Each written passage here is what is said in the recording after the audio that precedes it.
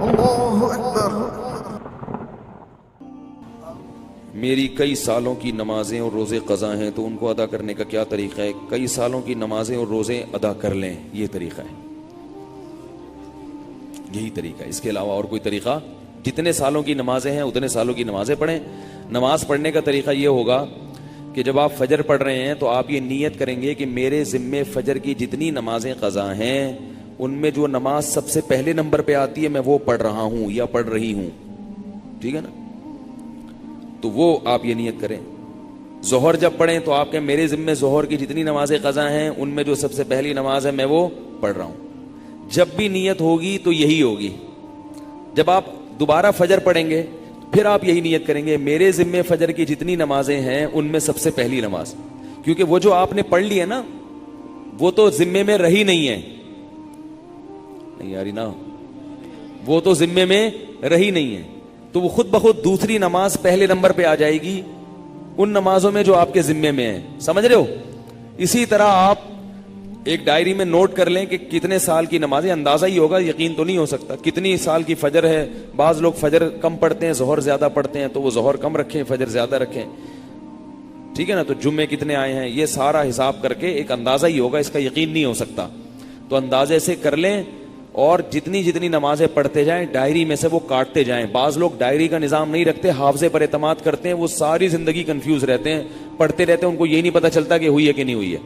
اس لیے حافظے پر اعتماد نہ کریں، ڈائری میں باقاعدہ نوٹ کریں اور جتنی نمازیں ہوتی جا رہی ہیں ان کو کاٹتے چلے جائیں، تو انشاءاللہ یہ نمازیں آپ کی امام مہدی کے آنے سے پہلے پہلے، جس اسپیڈ سے آپ پڑھ رہے ہیں اس میں تو یہی ہے کہ امام مہدی کے آنے سے پہلے پہلے یہ نمازیں آپ کی امید ہے کمپلیٹ ہو جائیں۔ تو بھائی 24 گھنٹے میں کم از کم ایک دن کی نماز لازمی پڑھو، ایک دن کی بھی نہیں پڑھ رہے تو پھر گناہ ہونے کا خطرہ ہے بہت سخت، اور ایک دن کی اگر پڑھ رہے ہو تو اگر موت آ گئی تو وصیت کر کے جاؤ، تو اللہ کی رحمت سے امید ہے اللہ تعالیٰ معاف کر دیں، کیونکہ انسان اس سے زیادہ کا مکلف نہیں ہے نا۔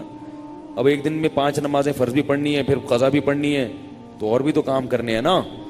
بعض لوگ تو ایسے ہوتے ہیں اولو العزم ہوتے ہیں کہ وہ ایک دن میں 5 دن کی نمازیں قضا پڑھ لیتے ہیں۔ ہمارے حضرت کے ایک مرید تھے، وہ تقریباً 50 سال کی عمر میں دین پر آئے، گورنمنٹ میں کسی ادارے میں آفیسر تھے۔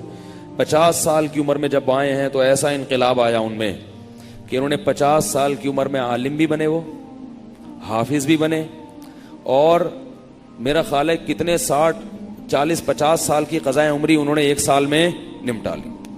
ہم جب بھی جاتے تھے ہر وقت نماز پڑھ رہے ہوتے تھے یا تلاوت کر رہے ہوتے تھے اور مدرسے میں پڑھ بھی رہے ہوتے تھے، ایسا ٹائم کو مینج کیا انہوں نے۔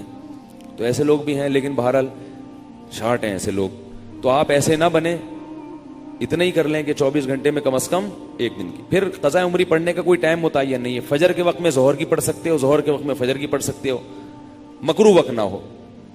مکروہ وقت جو سورج نکلتے ہوئے، زوال کے وقت اور سورج غروب ہوتے ہوئے، فجر کے بعد بھی پڑھ سکتے ہیں، عصر کے بعد بھی پڑھ سکتے ہیں قضا، فجر اور عصر کے بعد نوافل تو نہیں پڑھ سکتے مگر قضاء عمری پڑھ سکتے ہو۔ وتر بھی پڑھنے پڑیں گے، احناف کے ہاں وتر کی نماز کیا ہے؟